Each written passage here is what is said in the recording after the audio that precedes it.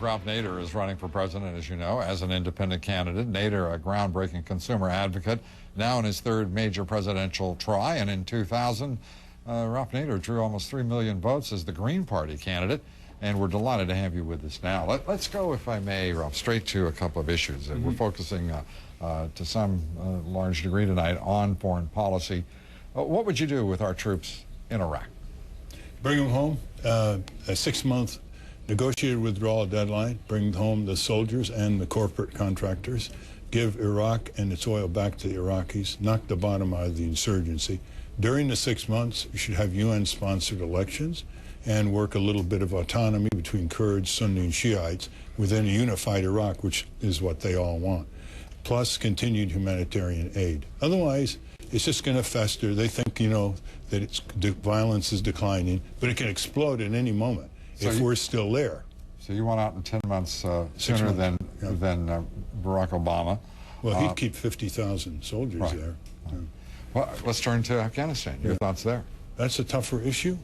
We should never we should have had a multilateral strike force to go after the backers of the attackers. Instead, we destabilized the whole country again. And you know, Afghanistan is not really a country. They're tribal chieftains, and it's very tough geographically. So I think that the more soldiers we put in there, what do soldiers do? You know, they fight, they destroy, they blow up. So wedding parties get blown up, children, it fans the flames. What are we to do? I think we've got to get out of there. I think we've got to try to get... So withdraw from Afghanistan as well? Yeah, I think we've got to, unless we see a better plan. Because even Admiral Mullen, you know, and others have saying there's no military victory there at all. Now, were you struck by the fact that Admiral Mullen said straightforwardly, there isn't enough time, there aren't enough troops? He's absolutely right.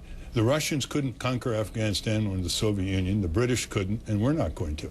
The best thing we can do is really push for jobs, for, you know, public works and so on. It's a lot cheaper than pouring in another 20, 30 U.S. $1 trillion would have brought a lot of investment to support both Iraq and Afghanistan, wouldn't it?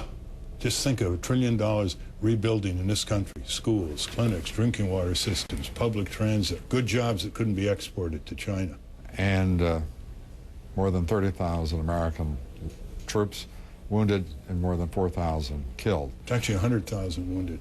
Well, the Pentagon lowballs. No. Yeah. I don't want to get into that because right. I'm going to stick with what we've got. And I know that there's an ideological viewpoint that suggests otherwise, but I'm not going to play those games, Ralph. Not even with you. No, it's a Pentagon. As much as I would like to. Some other time, it's a Pentagon rule. Let's turn to the issue of trade policy, immigration policy. They seem to have been wedded in the minds of corporate America in terms of their decision to put American labor into direct competition with the cheapest labor in the world. Right. What would you do? It'll never work. No American worker can compete with 50 cents an hour hardworking Chinese workers using modern equipment. That's absolute advantage. That's not comparative advantage. So we got to withdraw, as is our right. 6-month notice of withdrawal from NAFTA and WTO. Renegotiate these agreements so they pull up other conditions in the world. Not allow fascist and communist dictatorships with multinational companies from this nation pull down our workers. We appreciate it very much being with us. You know, Ralph Nader, good to have you here. Come back soon. Well, we want to talk a lot more to talk about. You know, corporate crime, corporate welfare. For more details, votenader.org. That's the website. Nader.org. You got it. Thank you very much. Appreciate it. Thank you, Lou. Go there.